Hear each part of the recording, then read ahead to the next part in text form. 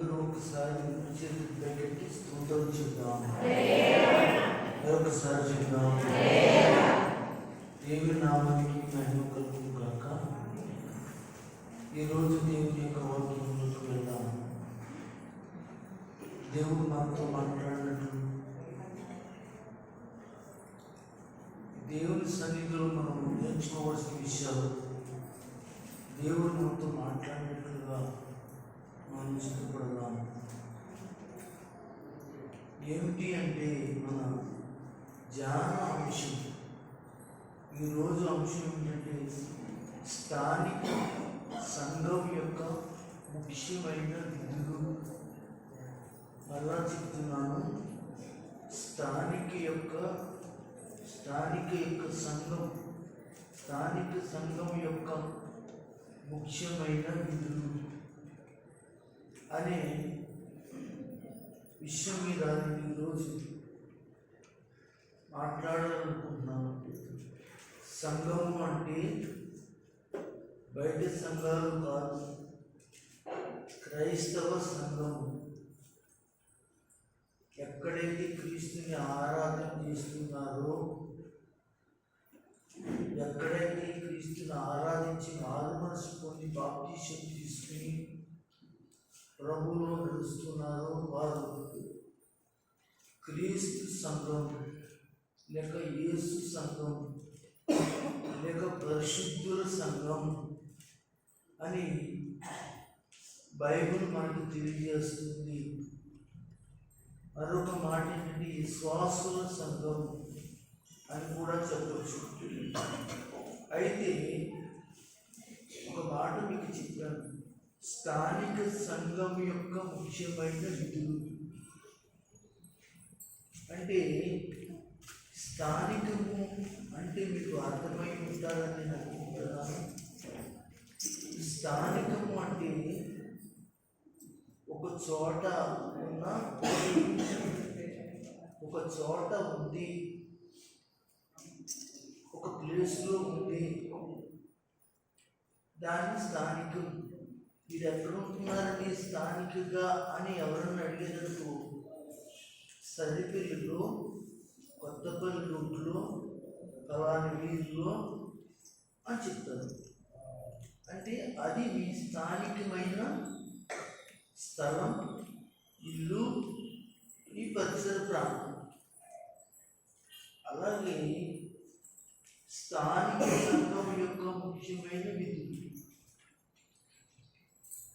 Jesus Christ rare fellowship అనబడినటువంటి ఈ సంఘంలో నుండి సహోదరులు, స్త్రీలైన వారు, పురుషులైన వారు, యవనస్తులైన వారు, చిన్నపిల్లలైన వారు ఎవరైతే ఉన్నారు, ఈ కుటుంబాల్లో ఉన్న పిల్లలందరూ కలిసి జీసస్ క్రైస్ట్ రేర్ ఫెలోషిప్ అనబడినటువంటి సంఘం లేక చర్చి, సావాసం అనేది కొత్తపల్లి రూట్లో, అనగా సరిపిల్లలో మనకి ఈ స్థలం ముందు మనకి ఒక మందిరం దేవుడు ఇచ్చాడు. ఇది స్థానికమైన సంఘ పరిచర్య. అంటే మీకు ఎన్నో సంఘాలు కనపడవచ్చు కానీ, ఎన్నో చర్చిలు కనపడవచ్చు కానీ, అవన్నీ కూడా మీ స్థానిక సంఘాలు కావు. ఎన్నో ప్రార్థనలకు మీరు వెళ్ళవచ్చు, ఎన్నో మీటింగ్కి వెళ్ళవచ్చు, ఎంతోమంది పాస్టర్ గారు మీకు పరిచయం అయి ఉండవచ్చు, కానీ వాళ్ళు మీ స్థానిక పాస్టర్ గారు కాదు. అక్కడ ఉన్నట్టు విశ్వాసులు ఎవరైతే ఉన్నారో, ప్రార్థన గుంపుందో ఆడక మాత్రమే ఆయన స్థానిక పాస్టర్ గారు. మీకు మాత్రము, నేను మాత్రమే, అమ్మగారు మాత్రమే పాస్టర్ గారు. కనుక ఈ స్థానిక సంఘంలో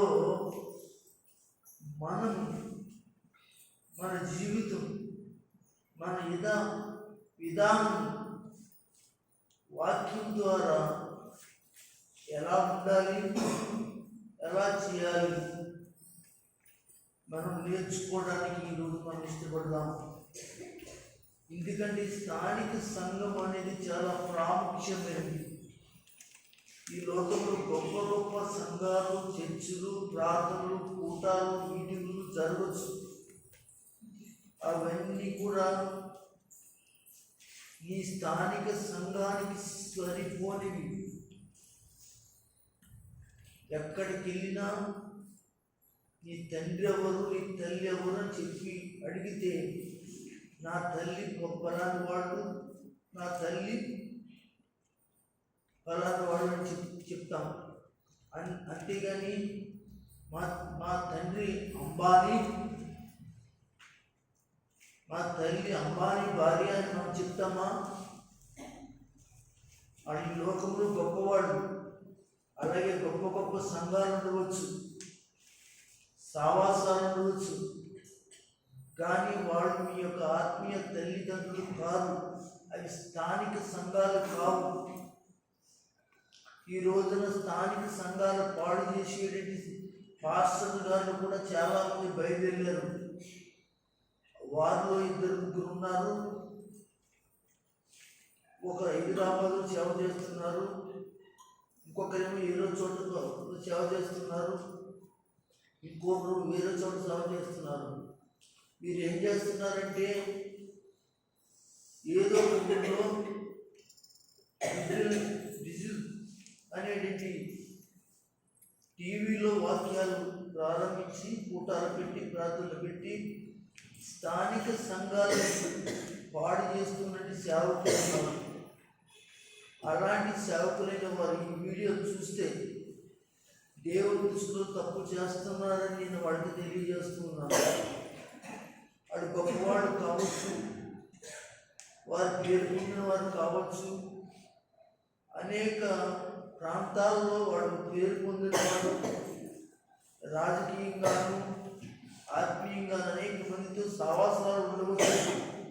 కానీ అంతంత మాత్రాన వాడు చేసే పని మాత్రం దైవికమైన పని కాదు, దైవికమైన పరిచర్య కాదు. అలాగే వాళ్ళు పెట్టుకుంటూ ఉన్నాము, వచ్చేవాళ్ళు ఇష్టము అనే మాట వాళ్ళు మాట్లాడితే వెళ్ళేవాళ్ళు కూడా జ్ఞానం ఉండాలి, వివేకం ఉండాలి, బుద్ధి ఉండాలి. నాకు ఒక సేవకుడు ఉన్నాడు, నాకు ఒక సంఘం ఉంది, అది నా స్థానిక సంఘం కాదని ఆరాధన అనేది నా స్థానిక సంఘంలోనే నేను ఆరాధించాలి. గొప్పలకి పోవటం మంచిది కాదు. మా తండ్రి అంబానీ కాదు, మా తండ్రి పౌలు గారు, మా తండ్రి ఎవరో గొప్పవారు కాదు, మా తండ్రి ఇదిగో ఆయన సతీష్ గారు కాదు అనగా ఫలానా యొక్క వ్యక్తి అన్నట్లుగా ఎవరి స్థానిక సంఘాలలో ఉన్నట్టు వారు ఆ స్థానిక సంఘాలలో వాడి పాస్టర్ గారి పట్ల, దేవుని వాక్యం పట్ల చాలా జాగ్రత్తగా ఉండి సంఘాలను పాడు చేస్తున్న వారిని అడ్డగించుకోవడం చాలా ముఖ్యమని దేవుని వాక్యం సెలవిస్తుంది.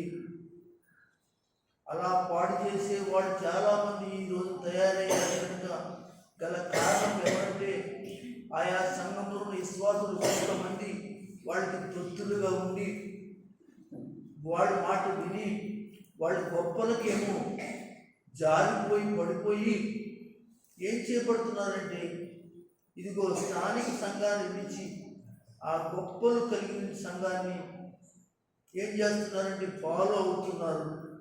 అది మీకు మంచిది కాదు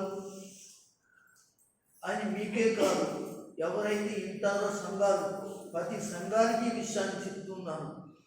కనుక ప్రియమైన దేవుని సంఘమా, దేవుని బిడ్డలారా ఆలోచించేది.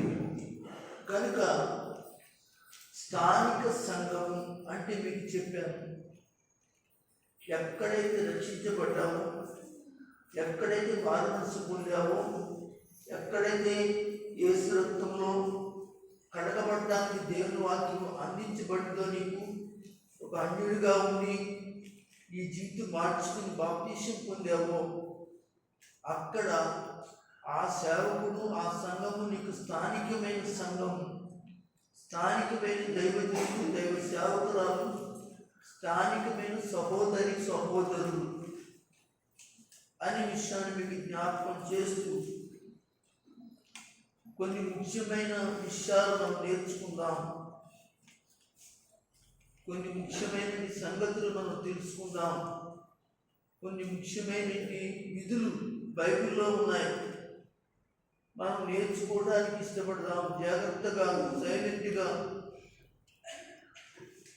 వాక్యం వినాలని తెలియజేస్తున్నాను. మానస, ఈ దగ్గర బైబిల్ ఉందా? అది ఇంటికి చెడాలనుకుంటున్నాం, ఇంటికాడ అనుకోలేదు. దేవునికి స్తోత్రం చెప్పండి. పిల్లలు మీరు మీరు నవ్వుతారు. మీరు ఏదో పెద్ద పోటుగాడు లేదా, మీరు చేసినప్పుడు ఆనందం అవుతారు. జాగ్రత్త. అందరూ ఒకసారి స్తోత్రం చెప్పండి. అపోస్తలుల కార్యం జాగ్రత్తగా మీరు పరిశీలించాలి.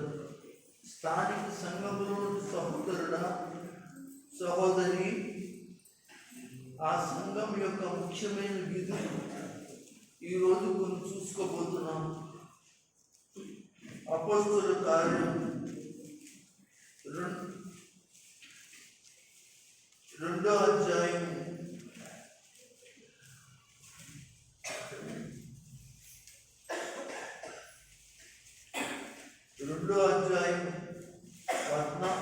40వ వచనము, 41వ వచనము, 42వ వచనాన్ని ఒకరు గట్టిగా చదవగలరా? ఇంకను అనేక విధములైన మాటలతో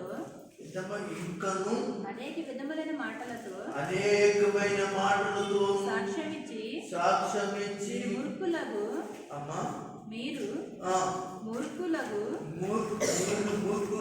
ఈ తరమవారికి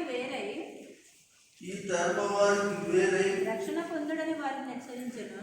దేవునికి మహిమ కలుగును గాక. విన్నారా? ఇక్కడ పేతురు అనేటువంటి దైవజనుడు అక్కడికి వచ్చినట్టు మీలాంటి ప్రజలందరికీ కూడా సువార్త, యేసు సువార్త అందించి, పునరుద్ధాన సువార్త, రక్షణ సువార్త అందిస్తూ మాట్లాడుతూ అంటాడైనా ఇక అనేక విధమైన మాటలతో సాక్ష్యం ఇచ్చు. ఏ సాక్ష్యము? యేసును గూర్చిన సాక్ష్యము. లెగ్గొట్టినారు. మీరు కొంచెం మంగళకుంటే బాగుంటుందని నా అభిప్రాయం. ఒకవేళ నా అభిప్రాయం మీ అభిప్రాయం అయితే ఎదుర్కొంటుంది. ఎందుకంటే ఎదురండి చల్లటి గాలి, చక్కటి సమయం, నిశ్శబ్దమైన వాతావరణంలో నిద్ర అనేది రాని వారికి వస్తుంది. దేవునికి మహిమ ఘనత చెల్లించండి. హల్లెలూయా. అయితే ఇక్కడ అనేకమైన విధమైన మాటలతో సాక్ష్యం ఇచ్చు. అయితే నేను అంటాను, మీ సాక్ష్యం ఎలా ఉంది? మీ సాక్ష్యం మీ ఇంటి దాకానే ఉందా, లేక యేసు కూర్చుందనే సాక్ష్యం ఉందా? చాలా మంది సాక్ష్యాలు చెప్తారు, కానీ ఎందుకు చెప్తారో తెలియదు. అందులో రక్షణ కార్యం గురించి సాక్ష్యం ఉండదు, ఆత్మీయ జీవితం గురించి సాక్ష్యం ఉండదు, దేవుని గురించిన సాక్ష్యం ఉండదు. అయితే ఇక్కడ పేతురు సాక్ష్యం ఇచ్చు, మీరు మూర్ఖులకు ఈ ధర్మవారికి వేరే రక్షణ పొందుడని వారిని వ్యాఖ్యానించను. దేవునికి స్తోత్రం చెప్పండి. నేను ఒక మాట మిమ్మల్ని అడుగుతున్నాను, మిమ్మల్ని హెచ్చరిస్తే ఊరుకుంటారా? ఆడవాళ్ళు ఊరుకుంటారా? మగవాళ్ళు ఊరుకుంటారా? సరే కానీ మా అబ్బాయి ఊరుకుంటాడా? హెచ్చరిస్తే ఆ అబ్బాయి కూడా ఊరుకోడు. నేను ఏం చేశాను అని సమాధానం చెప్తాడు. ఏమంటారు? ఆ చెప్పిన సమాధానం మీరు చెప్పరా అంటే నేనేం చేశాను? నన్ను హెచ్చరించడానికి, నన్ను గద్దించడానికి, నన్ను ఈ మాట అనడానికి కదా. మనం కొన్ని విషయాలు నేర్చుకుందాం. ఇక్కడ మీరు మూర్ఖులకు ఎంత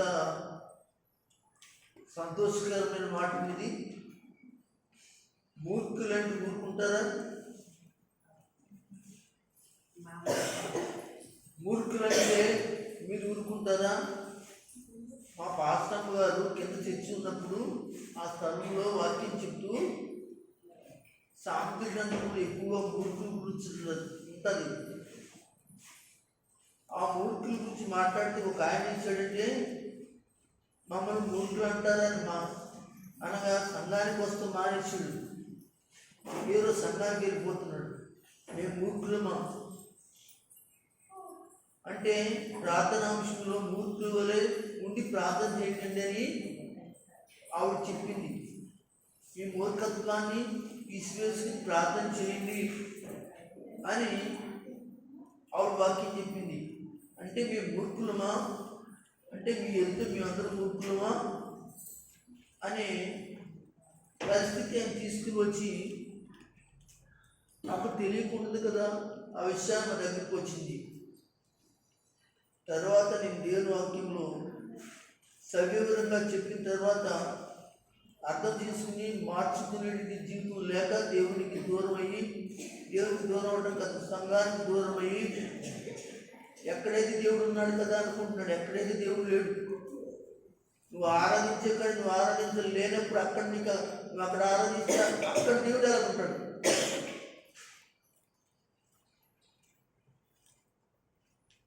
ఆలోచించండి. నువ్వు ఆరాధించే చోట్ల దేవుడు లేడా? నువ్వు ఆరాధించే చోటు ప్రార్థన యేసయ్య ప్రార్థన కాదా అంటే అక్కడ ఆరాధన, అక్కడ ప్రార్థన, అది ఆ సహోదరుడికి అది ప్రార్థన అంటే ఇక్కడ ప్రార్థన కాదా? ఇక్కడ ఎక్కడ బాబు మొక్కుతున్నారా? లేకపోతే వేరే వేరే దేవతలు మొక్కుతున్నారా? ప్రార్థన చేస్తున్నారా? అదే కదా ఆయన అభిప్రాయం. ఎక్కడైనా కానీ నువ్వు మార్చుకోవాలి. ఏ చోటైనా నువ్వు మార్చుకోవాలి. ఏ సభలో అయినా మార్చుకోవాలి. ఏ సంఘంలో అయినా మార్చుకోవాలి. ఏ సావాసం అయినా మార్చుకోవాలి. నీ మూర్ఖత్వాన్ని నుంచి బయటికి రావాలి. అయితే ఇక్కడ ఏమంటండి, మీరు మూర్ఖులకు ఈ తరం వారు, మీరు మూర్ఖులు అనలేదు, ఎవరో మూర్ఖులు ఉన్నారట. వాళ్ళ గురించి మాట్లాడుతున్నాడు పరిశుద్ధాత్ముడు. నీకెందుకు కోపం? ఎరా బాబు ఆ మూర్ఖుల వలె నువ్వు ఉంటున్నావా అని అన్నాను అనుకో, నిన్నన్నానా అన్నన్నా? ఆలోచించండి. ఎరా ఏమ్మా ఎందుకు ఆ మూర్ఖురాలు వలె ఉంటున్నావు అని అన్నాను అనుకో, ఇప్పుడు నిన్నన్నట్ట లేకపోతే ఆవిడన్నట్ట? ప్రస్తుతానికి నిన్నన్నట్టుగానే నువ్వు ఫీల్ అవుతావు. యోబు భార్యని యోబు అన్నాడు, మూర్ఖురాలు మాట్లాడునట్టుగా మాట్లాడుతున్నావు. మూర్ఖురాలు అనలే అంటే ఆ విషయంలో కూడా తప్పు చేయలేదు. యోబు భార్యతో అంటున్నాడు, ఎవరో మూర్ఖురాలు మాట్లాడుతున్నట్టుగా నువ్వు కూడా నా విషయంలో మాట్లాడుతున్నావు ఏంటి అమ్మాయి అని. అలాగే ఎవరో మూర్ఖులు మాట్లాడినట్టు ఈ రోజున సంఘంలో ప్రతి ఒక్కరు కూడా వారికి వేరే ఉండాలి. వారు మూర్ఖులు, మారలేని వాడు, రక్షణ లేని వాడు, బాప్టిజం తీసుకోలేని వాడు, ఇలాంటి విధి విధానం అన్నీ కూడా సంఘంలో నేర్చుకుంటే నువ్వు బాగుపడతావు, దీవించబడతావు. కనుక వాక్యం సెలవిస్తూ ఉంది, ఈ మూర్ఖులు ఈ ధర్మం వారికి వేరే రక్షణ పొందండి. కాబట్టి అతని వాక్యం అంగీకరించిన వారు బాప్తిస్మము పొందిరి. ఆ దినమందు ఇంచుమించు 3,000 మంది సంఘంలో చేర్చబడిరి. అందరూ దేవుని స్తోత్రం చెప్పండి. సంఘములో చేర్చబడి స్తోత్రం చెప్పండి. ఇంచుమించు 3,000 మంది సంఘములో చేర్చబడింది. ఇది స్థానిక సంఘం యొక్క సంఘం యొక్క ముఖ్యమైన విధుల్లో అనగా 3,000 మంది 5,000 మందిగా మార్చబడ్డారు. 5,000 మంది కొన్ని వేల లక్షల మందిగా మార్చబడ్డారు. వీరందరికీ నేను చెప్పేది ఏంటంటే స్థానిక సంఘంలో ముఖ్యమైన కొన్ని విధులు ఉన్నాయి. ఆ విధులను సంఘం ఏం చేయాలంటే ఆచరించాలి, చేయాలి అంటే మనం తెలుసుకోవాలి. అలా తెలుసుకుని ఏం చేయాలంటే సంఘములో ఆ కార్యక్రమాలను ప్రభు నామాన్ని బట్టి ఏం చేయాలంటే అనగా ముందుకు సాగాలి. దేవుని బిడ్డ స్థానికమైన సంఘములో నీకు ఇచ్చినట్టు అనగా పని ఏదైతే ఉందో అది దేవుని ఎదుట నువ్వు సక్రముగా ఏం చేయాలంటే దేవుని రాకడికి దేవుని ఎదుట నువ్వు చేయాలి. దేవునికి స్తోత్రం. హల్లెలూయా. దేవునికి చేయాలి. దేవుని ఎదుట దేవునికి చేయాలి. దేవుని ఎదుట ఎక్కడ సంఘంలో కనుక ఇక్కడ వాక్యం చెప్తుంది స్థానిక సంఘం యొక్క ముఖ్యమైన విధులు ఏమిటి అంటే 42వ వచనంలో చెప్పాడు. చదవండి. మీరు బోధయందును రెండోది సావాసమునందును 2-3 రొట్టె విరుచుటయందును ప్రార్థన చేయటయందును 4 ప్రార్థన చేయటయందును ఎడతెగక అందరూ గట్టిగా స్తోత్రం చెప్పండి. ఎలా ఉండాలి సంఘం? అప్పుడప్పుడున్నా కావాల్సి వచ్చినప్పుడా, ఇష్టం వచ్చినప్పుడా, నీకు సంతోషం వచ్చినప్పుడా అక్కడ ఏమన్నాడు? ఎడతెగక అంటున్నాడు.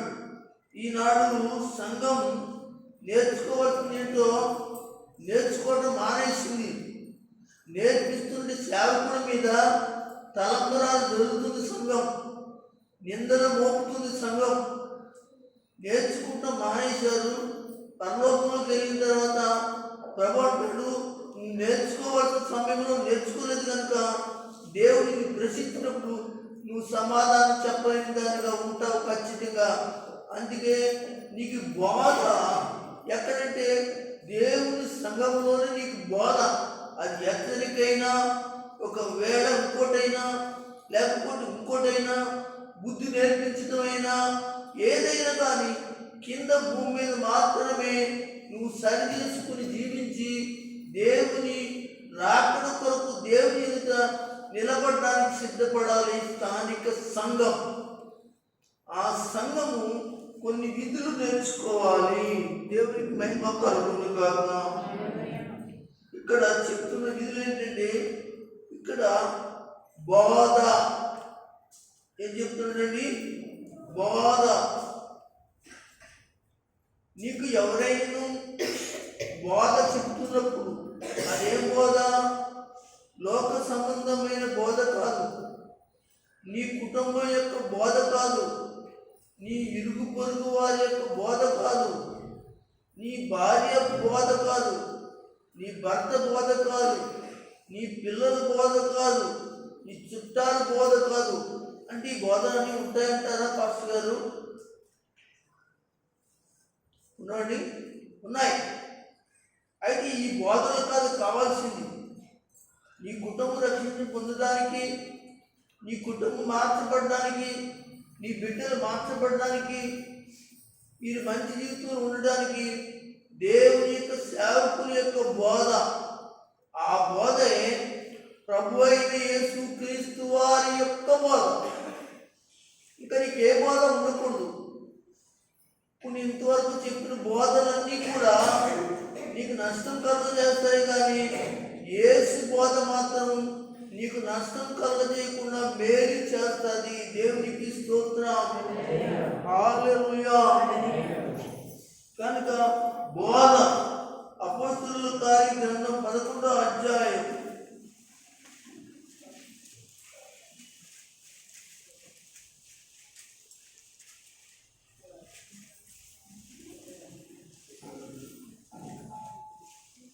11వ అధ్యాయం 26వ వచనం చదవండి. వారు కలిసి ఒక సంవత్సరం అంతయు సంఘములో ఉండి బహుజనులకు వాక్యమును బోధించిరి. దేవునికి స్తోత్రం చెప్పండి. ఏం కావాలి? స్థానిక సంఘానికి ఏం కావాలి? దేవుని వాక్య బోధన కావాలి.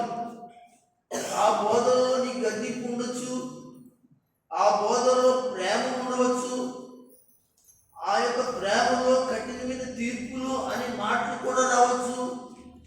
ఆ బోధనలో నువ్వు చేస్తున్న పొరపాట్ల గురించి మాట్లాడవచ్చు. ఎన్నో రకరకాలుగా యేసు తన సంఘాన్ని మంచిగా నడిపించడానికి రకరకాల బోధలు పరిశుద్ధాత్మ దేవుడు ఏం చేస్తాడో తెలుసా? నీ జీవితంలో మంచి కోరి దేవుని సంఘంలో, స్థానిక సంఘంలో నిలబడడానికి ఆయన బోధిస్తాడు. ఇక్కడ ఒక మరి బోధ మనకు కనబడుతుంది. మరొకసారి చదువుతాం. వారు కలిసి ఒక సంవత్సరం అంతయు సంఘంలో ఉండి బహుజనులకు వాక్యమును బోధించిరి. మొట్టమొదటి అంత్యోక్యలో శిష్యులు క్రైస్తవులు అనబడిరి. చూడండి, ఆ బోధ ఎప్పుడైతే వినపడిందో మొట్టమొదటిగా అంత్యోక్యలో శిష్యులు క్రైస్తవులు అని పిలువబడిరి. దేవునికి స్తోత్రం. అంటే ఇప్పుడు చర్చిలోనికి వచ్చిన మీరందరూ కూడా కంసాలు ఉండొచ్చు, రాజులు ఉండొచ్చు, రెడ్డిలు ఉండొచ్చు, ఉప్పర్లు ఉండవచ్చు, చాకళ్ళు ఉండవచ్చును, మంగళ్ళు ఉండవచ్చును. ఇలా రకరకాలుగా ఉన్న వాళ్ళందరూ కూడా వచ్చారు. వీళ్ళందరూ కూడా ఒక గుంపుగా యేసు రక్తంలో ఎంచబడ్డారు, కడగబడ్డారు. వీళ్ళందరూ ఏమన్నారంటే క్రైస్తవ సంఘం అని పిలుస్తున్నారు. అంటే ఇక్కడ కూడా అంత్యోక్యలో ఉన్నట్టు వారు అనేక రకరకాల వాళ్ళందరూ కూడా మారి రక్షించబడి మారుమనసు పొంది బాప్తిసం పొంది వాళ్ళు ఏం చేశారో తెలుసంటే అనగా యేసు శిష్యులుగాను యేసు సంఘంగా మారారు. వీళ్ళందరికీ ఒక పేరు పరిశుద్ధాత్మ పెట్టాడు, క్రైస్తవులు. దేవుని స్తోత్రం. అది చెప్పండి. నువ్వెవరైనా కావచ్చు కానీ క్రైస్తవురాలు, నువ్వెవరైనా కావచ్చు కానీ క్రైస్తవుడు, నువ్వెవరైనా కావచ్చు కానీ క్రైస్తవ యొక్క సంఘం. కనుక ఇక్కడ మనకి ఏం చెప్పబడింది అంటే సంఘంలో బహుజన సమూహములు ఉన్నారు కనుక వాక్యమును బోధించారు. ఇంకేం బోధించకూడదండి, ఇంకేం బోధించకూడదు. వాక్యమే, ఇతర విషయాలు బోధించకూడదు, ఇతర సంగతులు మాట్లాడుకోకూడదు. కనుక దేవుని బిడ్డలారా, సంఘములో ముఖ్యమైన విధుల్లో బోధ చాలా ప్రాముఖ్యమైనది మీకు నేను తెలియజేస్తుంది. అపోస్తలుల కార్యం 14వ అధ్యాయం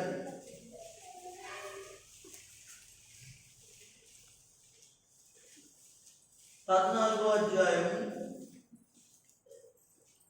21, 22 చదవగలరా? వారు ఆ పట్టణంలో సువార్తను ప్రకటించి ఆమేన్ హల్లెలూయా. ఏం ప్రకటించారండి? ఇక్కడ ఒక బోధ కనబడుతుంది, సువార్త. ఏ వార్త? మీ అమ్మాయి వార్త, మీ అబ్బాయి వార్త, మీ అల్లుడి వార్త, మీ కూతురు వార్త కాదు. ఇక్కడ దేవుని రాజ్య సువార్త. వారు ఆ పట్టణంలో సువార్త ప్రకటించి అనేకులను శిష్యులుగా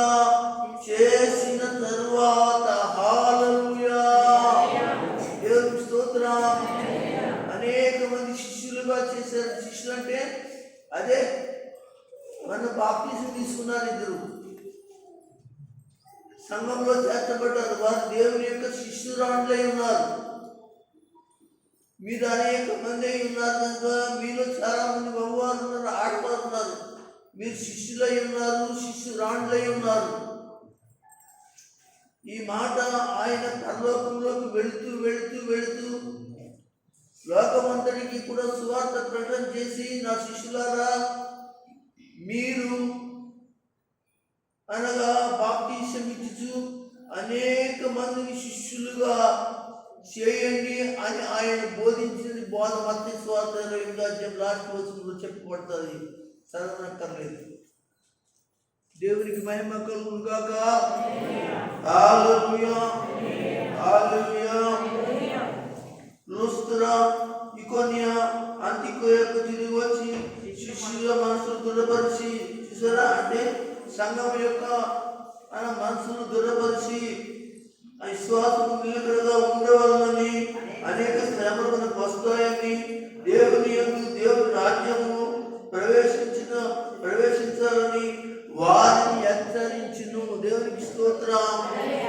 సంఘాన్ని హెచ్చరించడం చూస్తున్నాం. ఎన్నో శ్రమలు వస్తాయి సంఘమా. రానున్న కాలంలో కొన్ని శ్రమలు రాబోతున్నాయి.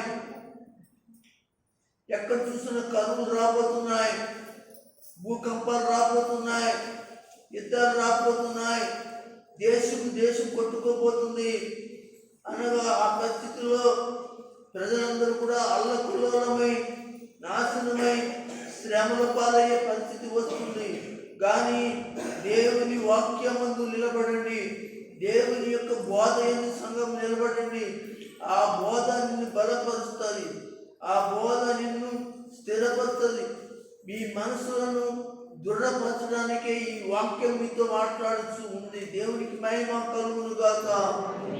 దేవుని యొక్క సేవకుడు మీ యొక్క జీవితంలో, మీ మనసుల్లో కొన్ని కలవరాలు ఏవైతే ఉన్నాయో వాటి నుంచి అనగా వాక్యం ద్వారా మాట్లాడి మీ యొక్క జీవితాన్ని దృఢపరచడానికి, మరీ గట్టిగా మీ హృదయం దేవుని కొరకు జీవించడానికి ఆయన ఎంత ప్రయాసపెడుతున్నాడో బోధలో. కనుక ఇదిగో బోధ, మొట్టమొదటిది బోధ. దేవుని బిడ్డలారా, ఆ బోధలో నువ్వు చాలా జాగ్రత్తగా, నువ్వు అజాగ్రత్తగా ఉండకుండా విని, ఆ మాటలు విని, ఆ యొక్క వాక్యాన్ని చదువుకున్న వాళ్ళేమో వాక్యాన్ని చదువురాని వాళ్ళేమో వాక్యాన్ని చెప్తున్నప్పుడు విని మీ మనసును జాగ్రత్తగా గట్టిగా నిలబెట్టుకోమని తెలియజేస్తున్నాం. మరొక మాట చూద్దాం. రోమీయులకు రాసిన పత్రిక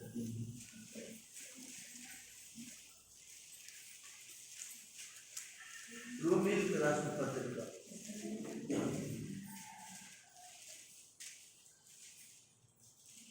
16వ అధ్యాయం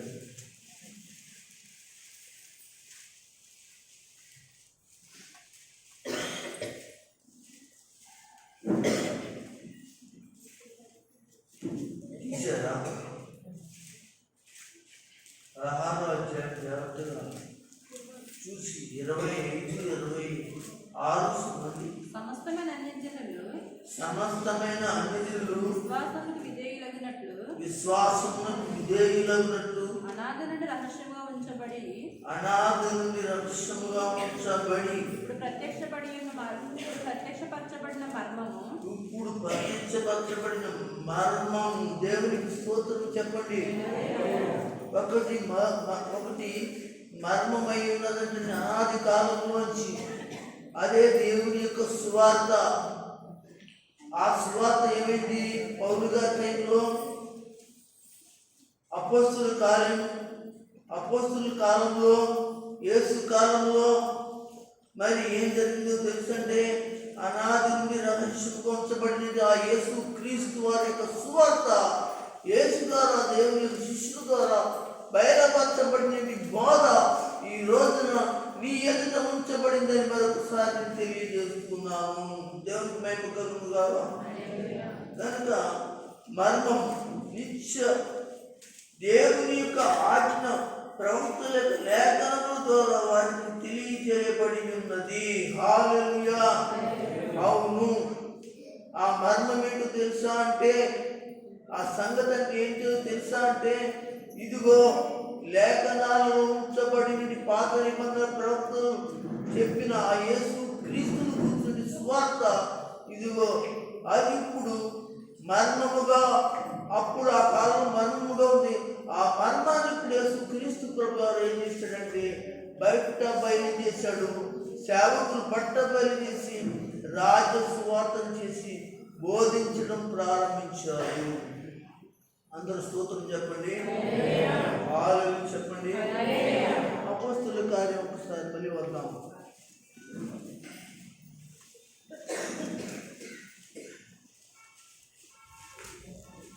మళ్ళీ వద్దాం. 2వ అధ్యాయం 42వ వచనం. మీరు అపోస్తలుల బోధ యందును సహవాసమందును. చాలు. మొదటిది, సంఘంలో, స్థానికమైన సంఘంలో సహోదరులకు ఏం కావాలి? దేవుని వాక్య బోధ కావాలి, దేవుని వాక్యము కావాలి. స్వస్థతలు కాదు, కార్యాలు కాదు, అద్భుతాలు కాదు, సూచక్రియలు కాదు, బోధ కావాలి. ఆ బోధ సత్యమైన బోధ కావాలి. ఆ బోధ వల్ల ఏం చేయబడతారంటే మీ శరీరాలు, మీ ఆత్మను యేసు రాకడ కొరకు సిద్ధపరచుకుంటారు. రెండోది ఏంటో తెలుసా? స్థానికమైన సంఘములో మరొక విధి విధానం ఏమిటో తెలుసంటే సావాసం. దేవునికి స్తోత్రం చెప్పండి, వాళ్ళు చెప్పండి.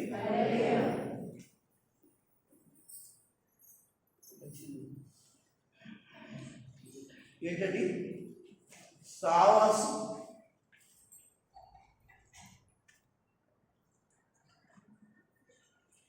ఒకసారి గట్టిగా స్తోత్రం చెప్పండి. సంఘములో ఏం కావాలి?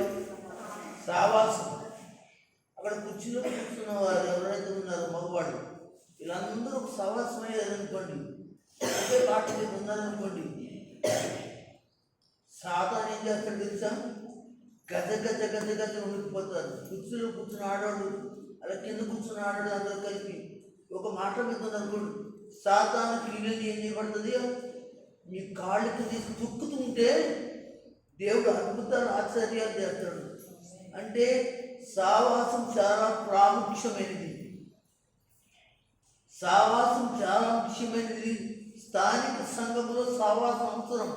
ఎవరెవరితో సావాసం చేస్తావు కానీ ఈ సంఘంలో నుండి అనగా ఈ సంఘంతో మాత్రం సావాసం నీకు ఉండదు. కొన్ని సంఘాలు ఎలా ఉంటారో తెలుసా? ఎవరెవరితో సావాసం చేస్తుంటారు కానీ ఆ సంఘంలో ఉన్న వారితోటి సావాసం కలిగి వారి జీవితాన్ని దేవుని ఎదుట ప్రార్థన ద్వారా ఎళ్ళబుచ్చాలని మాత్రం వారికి ఉండదు. అందుకే కొన్ని విషయాల్లో దేవుని బిడ్డలారా వారికి ఇబ్బందులు కలుగుతూ ఉంటుంటాయి. దేవుని స్తోత్రం చెప్పండి. అదే సావాసంలో ఉన్న వాళ్ళకు నీ ఇబ్బందుల్లో వాళ్ళు ఏం చేస్తారు? సేవకుడు చెప్తాడు, పలానా వాళ్ళ ఇంట్లో ఇబ్బంది ఉంది, పలానా వాళ్ళ యొక్క పరిస్థితి బాగుంది, ఇలా ఉంది, అలా ఉందని చెప్పినప్పుడు వాళ్ళు ఏం చేస్తారంటే అర్థం చేసుకున్నాం. ఎందుకు తెలుసా? ఆమె నా సావాసంలో నా సహోదరి, నా సావాసంలో నా సహోదరుడు, నా సావాసంలో ఉన్నట్టు నా సంఘ విశ్వాసులైన వారు, నేను వాళ్ళకి సహకరించకపోతే ఎవరికి సహకరిస్తాను అంటూ ముందుకు వస్తారు. కానీ ముందుకు రాలేకపోతున్నారు అని అంటే నీ సావాసం దేవుని బిడ్డ ఇదిగో దేవునితో లేదని, ఇదిగో సంఘంతో లేదని పరిశుద్ధాత్మ దేవుడు చెప్తూ ఉన్నాడు. ఈ విషయాన్ని నువ్వు గమనించవు, నువ్వు చెప్పిన అర్థం చేసుకో. ఏదో మీ తప్పులు చెప్తున్నావు, పొరపాటు చెప్తున్నావు, ఇష్టం లేకుండా చెప్తున్నావు అంటావు. కానీ నీ జీవితంలో ఏది కోల్పోతున్నావో, ఏది పోగొట్టుకుంటున్నావో, ఏది దేనికి దూరం పోతున్నావో అనే సంఘాన్ని దైవజనుడు చెప్తూ ఉంటుంటే ఆ విషయాన్ని ఏమైనా తెలుసా? అపార్థం చేసుకున్నట్టు సహోదరులు లేకమాలేదు, సహోదరి మనులు లేకమానలేదని. అంత మాత్రమే కాదు, మా మీద ఇరుసుకుపడి అనగా మా ఇంట్లో మాట్లాడతారు, బయటికి ఇది కూడా మాట్లాడుతూ ఉంటారు. ఎంత అన్యాయం! సావాసం ఉండండి అంటే సావాసంగా జీవించండి అని చెప్పినందుగా విశ్వాసంగా బ్రతకండి అన్నది కాదు. నా మీద ఇంతగా ఇబ్బందులు కల్పిస్తున్నారు. రెండవదిగా సావాసం ఉంది. స్థానిక సంఘంలో ఏమున్నారో తెలుసంటే సావాసం యొక్క విధులు నేర్చుకోవాలి. రెండోది ఏమిటో తెలుసా దేవుని బిడ్డ, ఇదిగో సావాసం. కనుక ఆ సావాసంలో ఎవరున్నారు? సంఘం ఉంది. ఆ సావాసంలో ఎవరున్నారు? యేసు ప్రభు ఉన్నారు. ఆ సావాసంలో ఎవరున్నారు? పరిశుద్ధాత్ముడు ఉన్నాడు. ఆ సావాసంలో ఎవరున్నారు? తండ్రి అయిన దేవుడు ఉన్నాడు. ముందుకెళ్ళి స్తోత్రం చెప్పండి. విన్నారా? సంఘంలో సావాసంలో నీవు ఉన్నావు. యేసుక్రీస్తులో సావాసంలో ఉన్నావు. పరిశుద్ధాత్మతో సావాసం ఉన్నావు. తండ్రి దేవుడితో సావాసం ఉన్నావు. ఎంత గొప్ప విషయం! నీ జీవితంలో దేవుడితో సావాసం అంటే అదేదన్నా ఆసామాస విషయం అంటారా? యేసుక్రీస్తుతో సావాసం అంటే ఆసామాస అంటారా? పరిశుద్ధాత్మతో సావాసం అంటే ఆసామాస అంటారా? సంఘం అనబడే పరిశుద్ధులతో సావాసం అంటే చాలా తక్కువ అనుకుంటున్నారా? కాదు కాదు, చాలా ఎక్కువైనది. దేవునికి స్తోత్రం. మీకు కొన్ని మాటలు నేను చూపించాను.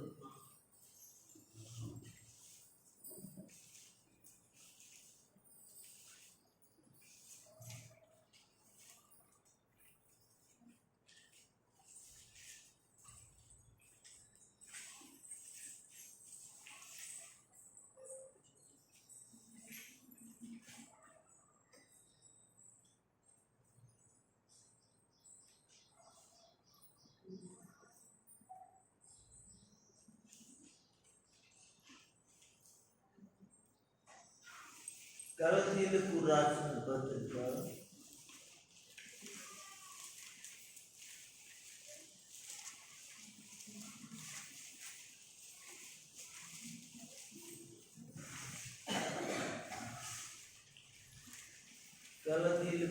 పత్రిక 1 నిమిషం నుండి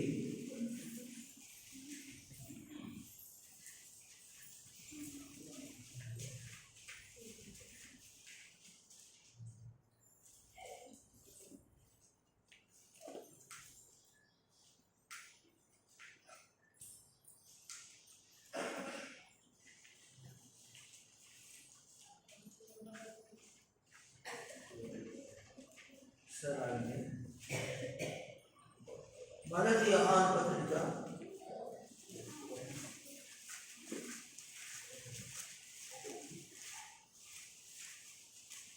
యోహాను పత్రిక 5-6 చదవండి. యోహాను రాసిన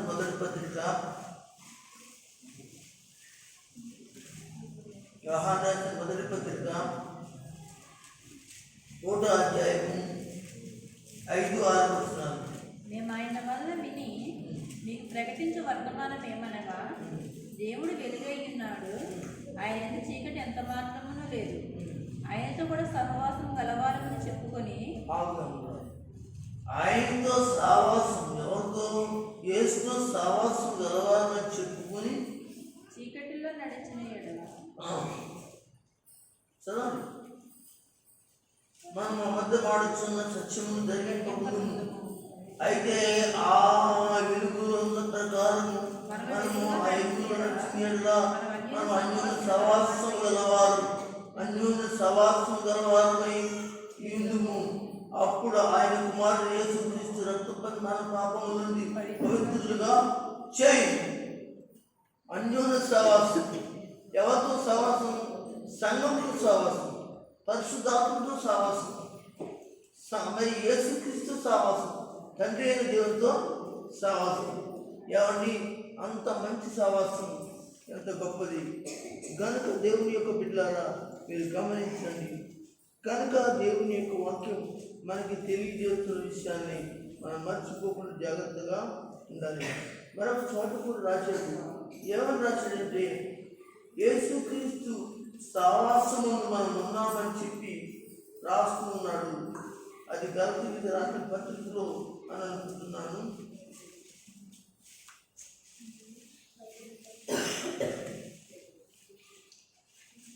గలతీయులకు రాసిన పత్రికలో అనుకుంటున్నాను. దయచేసి చూద్దాం.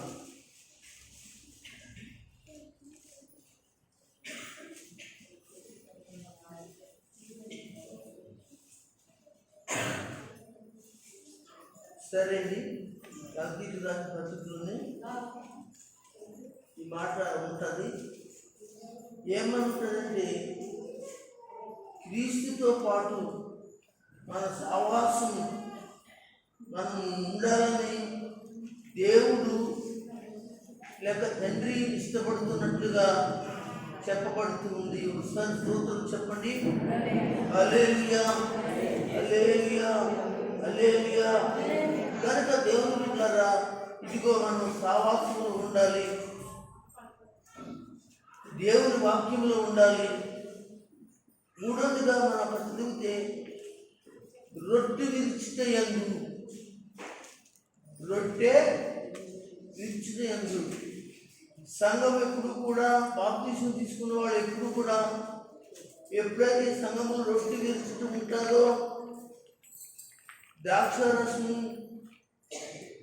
ప్రభు యొక్క శరీరం అనబడి రొట్టె, ప్రభు రక్తం అనబడి ఆ పాత్రలో ద్రాక్షారసం ఎప్పుడైతే సంఘములో ఇవ్వబడుతుందో అప్పుడు వాటిలో వాడు పాలు పొందాలి. అయితే వాడు పాలు పొందాలంటే నెలకొకసారి వస్తే సరిపోతుందా?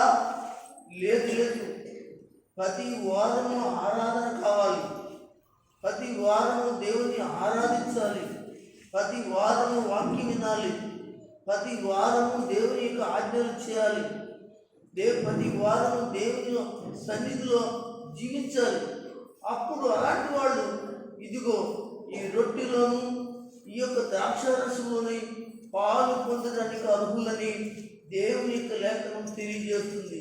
కనుక ఇది స్థానిక సంఘం యొక్క ముఖ్యమైన విధుల్లో మూడవ విధి. ఈ విధిని నెరవేర్చవలసిన నిబంధన అనే విషయాన్ని తెలియజేస్తుంది. ఆయన చెప్పాడు, ఇది ఒక ఆజ్ఞ చెప్తున్నాడు, మీకు ఇవ్వబడిన ఆజ్ఞ. ఆజ్ఞను అతిక్రమించకూడదు. మత్తయి రాసిన సువార్తలో 26వ అధ్యాయంలో 26వ అధ్యాయం 23 అనుకుంటున్నాం, 23 వచ్చిన అనుకుంటున్నాము, 26, 23.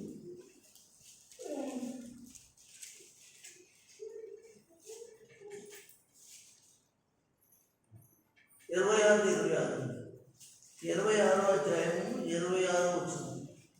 వారు భోజనం చేయుచుండగా యేసు ఒక రొట్టెను పట్టుకుని దాన్ని ఆశీర్వదించి విరచి తన శిష్యులకి ఇచ్చి, మీరు తీసుకుని తినుడి, ఇది నా శరీరం అని చెప్పాను.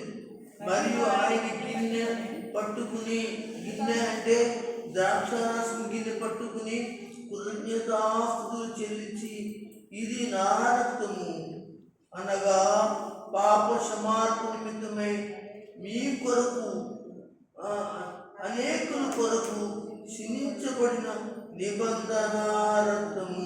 దేవుని స్తోత్రం. దేవుడు ఈ బాప్తిస్మం ద్వారా ఒక నిబంధన చేసుకున్నాడు. నీకును ఆయనకి ఒక నిబంధన చేసుకున్నారు. ఇప్పుడు బలలో లేక రొట్టెలో పాల్గొంటున్నప్పుడు దేవునికి నీకు ఒక నిబంధన, నీవు నా దేవుడు, నేను నీ ప్రజలము అని నిబంధన చేసుకున్న వారుగా మనకి కనపడుతున్నారు. దేవునికి మహిమ కలుగును గాక. హల్లెలూయా, హల్లెలూయా. మరి ఇంకా కొంచెం ముందుకు వెళితే కొరింథీయులకు రాసిన మొదటి పత్రిక 11వ అధ్యాయం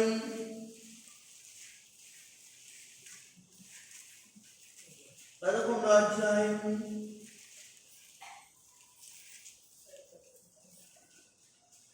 11వ 23, 24 చదవండి. అతడు వచ్చి నేను మీకు అప్పగించిన దాన్ని ప్రభు వల్ల పొందితిని. కొరింథీయులకు రాసిన పత్రిక 11వ అధ్యాయం 23, 24. నేను మీకు అప్పగించిన దాన్ని ప్రభువులను పొందుతుని ప్రభు అయిన యేసు తాను అప్పగింపబడిన ఒక రాత్రి ఎత్తుకొని కృతజ్ఞతాస్తుతులు రాత్రి ఒక రొట్టెని కృతజ్ఞతాస్తుతులు చెల్లించి దాన్ని విరిచి ఇది మీ కొరకైన నా శరీరము. ఇదిగో ఇది మీ కొరకైన నా శరీరం, నన్ను జ్ఞాపకం చేసుకున్నట్టుకై దీన్ని చెయ్యండి. దేవునికి స్తోత్రం. ఇది సంగతి చేయాలి. మీ ఇష్టం వచ్చినప్పుడు తీసుకోవడానికి కాదు రావడం. ఈ రోజున ప్రభు బలం ఉందని, ప్రభు రొట్టె ఉందని తెలిసిన చాలా మంది ఈ రోజు రాలేదు. అంటే వీళ్ళు ఏం చేస్తున్నారంటే దేవుడు యేసుని జ్ఞాపకం చేసుకుంటలేదు. వాళ్ళు ఆయన మరణాన్ని జ్ఞాపకం చేసుకుంటలేదు, ఆయన పునరుద్ధాన్ని జ్ఞాపకం చేసుకుంటలేదు, ఆయన శ్రమను జ్ఞాపకం చేసుకుంటలేదు, ఆయన పొందిన సిలువ దెబ్బలు జ్ఞాపకం చేసుకుంటలేదు. అదే రాశాడు ఇక్కడ 24వ వచనంలో, దీన్ని విరిచి ఇది మీ కొరకైన నా శరీరం, నన్ను జ్ఞాపకము చేసుకుంటకై. అంటే ఆయన సిలువలో ఎలాంటి ఇబ్బందులు పడ్డాడో, ఆయన ఎలాంటి శిక్షలు గురయ్యాడో మనం జ్ఞాపకం చేసుకోవాలి ఈ రోజున. కనుక దేవుని పిల్లలారా, మనం బలం తీసుకున్నప్పుడు ఆయన కష్టాన్ని మన కొరకే అని, ఆయన సిలువ మన కొరకే అని, ఆయన కష్టం ఇదిగో మేకులు మన కొరకే అని, చేతుల్లో మేకు, తల మీద ముళ్ళకిరీటం, ఇవన్నీ మన కొరకే అని చెప్పి మనం ఏం చేయాలో తెలుసా? జ్ఞాపకము చేసుకోవాలి. ఇది చాలా ప్రాముఖ్యమైన విధి, సంఘంలో చాలా గొప్ప విధి. 10వ అధ్యాయం చూద్దాం. ఇందులో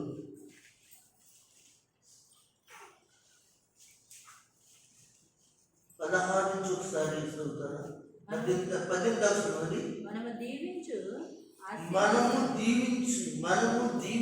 పాత్ర, ఆశీర్వచనపు పాత్రలోనిది, మనము దీవించు ఆశీర్వాదపు పాత్రలోని త్రాగుట రక్తములో పాలు పుచ్చుకొనుటే కదా. క్రీస్తు రక్తంలో పాలు పుచ్చుతారు. స్తోత్రం. మేము ఈ పాత్ర ఎత్తుకుని ప్రార్థన చేసి ఆశీర్వదిస్తున్నప్పుడు అది పాస్టర్ గారు ద్రాక్షారసం అనేది ఆలోచన సంఘానికి రాకూడదు. యాజకుడి దగ్గర, సేవకుడి దగ్గర పాత్రలో ఉన్నది యేసయ్య సిందించిన రక్తం అని మాత్రమే మీరు భావించి మీరు తీసుకోవాలి తప్ప మరొక అభిప్రాయం రాకూడదు.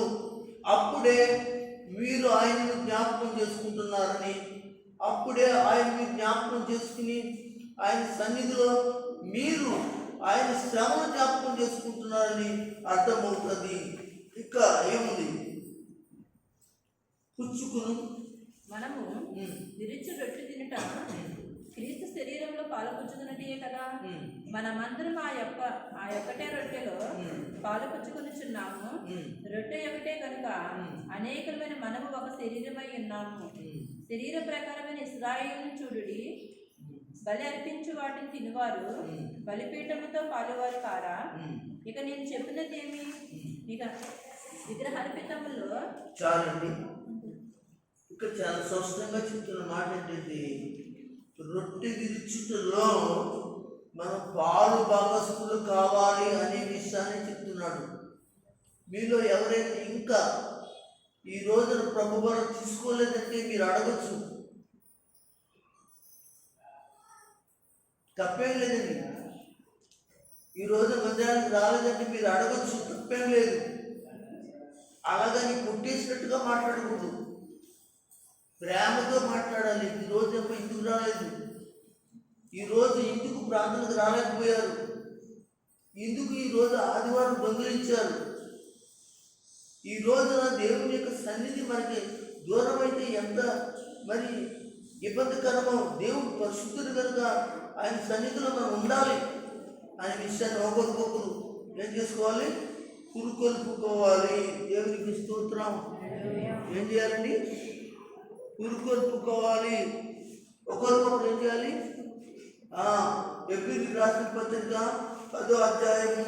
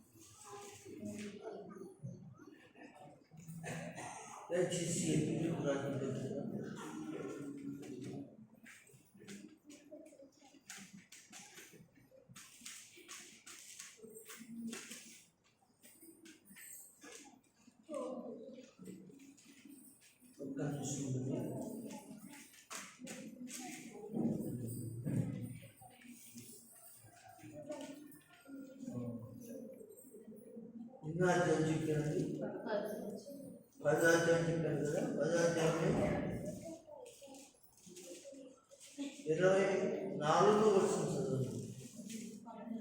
అందరూ మానుకున్నట్లుగా సమాజంలో కూడుకుంటా మానక ఒకరికొకరు హెచ్చరించుచు ఆ దినం అంటే ప్రభు దినం వచ్చి సమీపించే కొలది మీరు చూచిన కొలది మరీ ఎక్కువగా అలాగు చేయొచ్చు. ప్రేమ చూపుటకును సత్కార్యములు చేయుటకును ఒకరినొకరు పురుకొల్పుకోవాలని ఆలోచించము. అదనమాట అండి. 10వ అధ్యాయము 24-20 వచనాల్లో చెప్పబడిన మాటలు కొందరు మానుకున్నట్లుగా ప్రభు వల్ల సావాసం దేవుని యొక్క వాక్యమునికి ఆరాధనకి కొందరు మానుకున్నట్లుగా ఉన్నట్లు మాట్లాడుతున్నాడు. సమీపముగా సమాజముగా కూడుకుంటే మానక ఒకరినొకరు హెచ్చరించుకోవాలి. అదే చెప్పేందుకు తెలియచెప్పాలి. రండి, మానకండి, కూటం ఉంది, ప్రార్థన ఉంది, సావాసం ఉంది, ఈరోజు ఉపవాసం ఉంది, ఆ ప్రార్థన ఉంది, ఈ ప్రార్థన ఉందని హెచ్చరించుకోవటం అంటే ఏదో గొడవ పెట్టుకోవడం మాట్లాడటం కాదని. అప్పుడు వాళ్ళకి అర్థమవుతుంది యేసు రాక దగ్గర పడింది అని. ఆ దినము సమీపించుట మీరు చూసిన కొలది మరీ ఎక్కువగా. ఏమంటే ఈరోజు మనము యేసు రాక సమీపంగా ఉందని అనేక సూచనలు కనపడుతున్నాయి. ఎన్నో రకరకాల పరిస్థితులు మనకి వినపడుతున్నాయి, పోరాటాలు వినపడుతున్నాయి, ఇబ్బందులు వినపడుతున్నాయి. కనుక ఇవన్నీ కూడా ఆయన రాకడ కొరకై సిద్ధముగా ఉందని తెలుసుకుని ప్రేమతో ఒకరికొకరు ఏం చేసుకోవాలి? పురుకొల్పుకోవాలి. దేవునికి స్తోత్రం. ఏం చేయాలి? పురుకొల్పాలంటారా లేకపోతే మందానికి రాకుండా గెంటేయాలంటారా? పురుకొల్పాలి. రామ్మ రెండమ్మ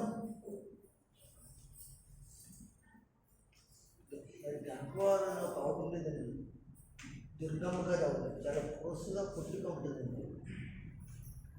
ఆ ఆవిడ ఉన్నంతకాలము ఎల్లంపేటలో ఎల్లంపేటలో వాళ్ళందరినీ కూడా ముందు సిద్ధపడిపోయి అందరినీ కూడా పురుకొల్పి తీసుకొచ్చింది. ఇక్కడ ఏడుకొండల భార్య, చిన్నేడుకొండల భార్య ఎవరంటే పద్మని.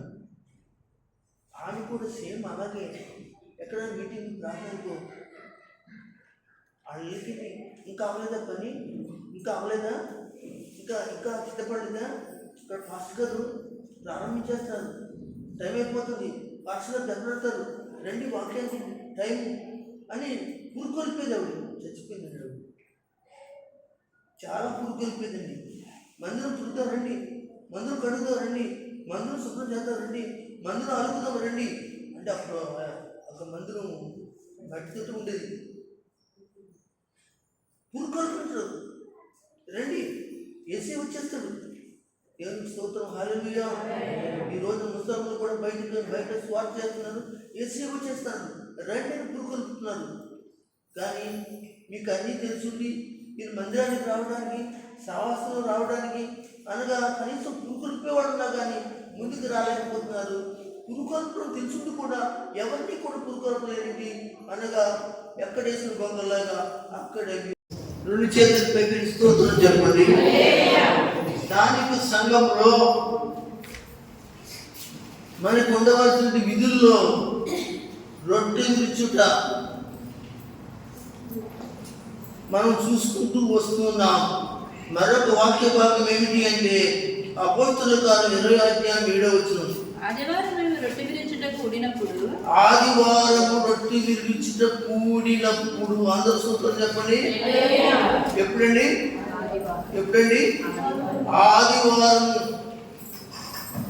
ఆదివారము రొట్టె విరుచుట మనకు కనబడుతుంది. ఎప్పుడు ఇరవాలి? మంగళవారం ఇరవాలా, బుధవారం ఇరవాలా, శుక్రవారం ఇరవాలా? కొంతమంది శుక్రవారం ఎదుగుతారు. ఏ శుక్రవారం సిలువేయబడి ఉందిగా, సిలువేశారు కాబట్టి కరెక్ట్ అంటారా? ఇక్కడ ఏం వాక్యం చెప్తుంది? ఆదివారం అని చెప్తుంది. కనుక ముందుకు వెళదాం దేవుని బిడ్డలారా. మనము అపోస్తుల బోధ యందు ఉండాలి. రెండోదిగా రొట్టె విరుచుట యందు మనం ఉండాలి. మూడోదిగా ప్రాముఖ్యమైన విధుల్లో ప్రార్థన. అందరూ కూడా దేవుని స్తోత్రం చెప్పండి. ప్రార్థన. తొందరగా వాక్యాలు చదివేది. అపోస్తుల కార్యం 4:23-31.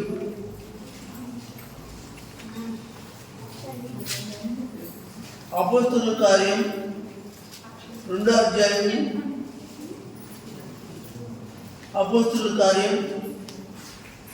అపోస్తుల కార్యం 4 అధ్యాయం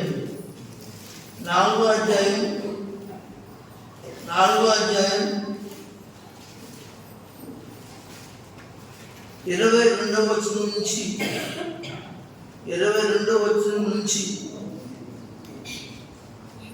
31వ వచనం వరకు చదివితే అక్కడ మీరు రాసుకోండి. 31వ వచనం చదువుతాం. వారు ప్రార్థన చేయగానే వారు బహుగా కూడి ఉన్న చోట కంపించింది. అప్పుడు వారందరూ పరిశుద్ధాత్మతో నిండిన వారై దేవుని వాక్యం ధైర్యముగా బోధించింది. మీరు 22 నుంచి ఏం చెప్తారంటే రాసుకోండి 31 వరకు. మరి సంఘం ఐక్యతతో అనగా ప్రార్థన చేసిందంటండి. ప్రార్థనలో ఐక్యత ఉండాలండి. ప్రార్థనలో ఐక్యత లేకపోతే దేవుడి కార్యాలు చేయడు. అపోస్తుల కార్యంలోనే 1వ అధ్యాయం 14వ వచనంలో కూడా అదే మాట చెప్పాడు. వారందరూ ఏక మనసుతో ఏం చేశారంటే ప్రార్థన చేశారట. పరిశుద్ధాత్ముడు 2వ అధ్యాయంలో దిగి వచ్చాడట. 4వ అధ్యాయంలో కూడా వారు ఏక మనసుతో చోట కూడుకున్నారు. అక్కడికి దేవుడు దిగి వచ్చాడు. వాళ్ళు ఎందుకు కూడుకున్నారు అంటే అనగా ఎలా కూడుకున్నారంటే ఐక్యతతో కూడుకున్నారు. ఐక్యత సంఘంలో ఏముండాలి? ఐక్యత కావాలి. ఐక్యత లేని సంఘము సహోదరుడు ఏమంటే దేవుని యొక్క బిడ్డలు అనిపించుకోవాలని మరొకసారి మీ అందరికీ తెలియజేయడం జరుగుతుంది. దేవునికి స్తోత్రం. హల్లెలూయా. ఎఫెసీయులకు రాసిన పత్రిక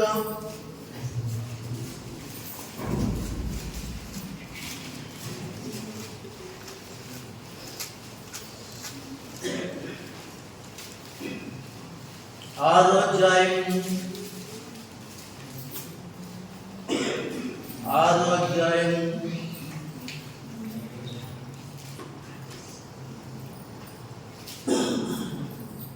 16వ వచనం నుండి దయచేసి 16వ వచనం నుండి 19వ వచనం వరకు చదవండి. ఇవియు గాక విశ్వాసమును డాలు పట్టుకొనుడి, దానితో మీరు దుష్టుని అగ్నిబాణములన్నింటిని ఆర్పుటకు శక్తిమంతులవుదురు. మరియు రక్షణ శిరస్త్రాణమును దేవుడి వాక్యమును ఆత్మకడ్డము ధరించుకొనుడి. ఆత్మ వల్ల ప్రతి సమయమునందును ప్రతి విధమైన ప్రార్థనను. చూడండి, చివరిగా రాసిన మాట ప్రహారం చదువుతుంటే 19 చదువుతుంటే ఆత్మ వల్ల ప్రతి సమయమందును ప్రతి విషయమందును ప్రతి విధమైన ప్రార్థన విజ్ఞాపనలను చేయుచు ఆ విషయంలో సమస్త పరిశుద్ధ నిమిత్తం పరిపూర్ణ సంపూర్ణ పట్టుదల విజ్ఞాపన చేయుచు మెలకుగా ఉండండి. దేవునికి స్తోత్రం. ఈ యొక్క ఎఫెసీయులకు రాసిన పత్రిక 6వ అధ్యాయం 16 నుంచి 19 వరకు కూడా సంఘం ఎలా ఉండాలో, ఎంత ఐక్యతగా ఉండాలో అనే విషయాన్ని దేవుడు మనకి నేర్పిస్తున్నాడు. ప్రార్థనలో ఐక్యత కలిగిన వారిగా ఉంటే దేవుడు కార్యాలు చేస్తాడు. దేవుడు స్తోత్రం. కొలస్సీలకు 4వ అధ్యాయం 4వ అధ్యాయం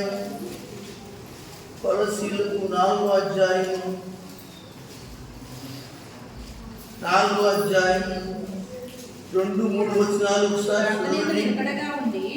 ప్రార్థన నిలకడగా ఉండి కృతజ్ఞత గలవారే దాని యందు మెలకువగా ఉండుడి. మరి నేను బంధకములో ఉండుటకు కారణమైన క్రీస్తు మర్మమును గూర్చి బోధింపవలసిన విధముగానే ఆ మర్మమును వెల్లడిపరిచినట్లు వాక్యము చెప్పుటకు అనుకూలమైన సమయమును దేవుడు దయచేయాలని మా కొరకు ప్రార్థించుడి. దేవునికి మహిమ కలుగును గాక. ప్రార్థన ప్రార్థన ప్రార్థన ఐక్యతతో ప్రార్థన, ప్రత్యేక అంశములతో ప్రార్థన, కొనసాగింపు ప్రార్థన ఇక్కడ కనబడుతుంది. దేవుని బిడ్డలారా, ఈ సమయంలో అపోస్తల కార్యంలో చెప్పబడినట్లుగా నా జీవితంలో రక్షణ పొందిన తరువాత రక్షణ కార్యం నీలో జరిగిన తర్వాత ఈ తరం వారికి వేరే ఉండి దేవుని యొక్క వాక్య విధులను పాటించి ఈ వారమే కాదు కానీ ప్రతి వారం చెప్తున్న వాక్యాన్ని విధానాన్ని నేర్చుకుని దేవుని సంఘంలో కట్టుబడాలని తెలియజేస్తూ ఈ రోజున ఈ వాక్యము నీ జీవితంలో ఫలించి అభివృద్ధి పొందురాగా పరిశుద్ధాత్మ దేవుడు సహాయము చేయుగాక. ఆమేన్ చెప్పండి, గట్టిగా చెప్పండి. ఆమేన్.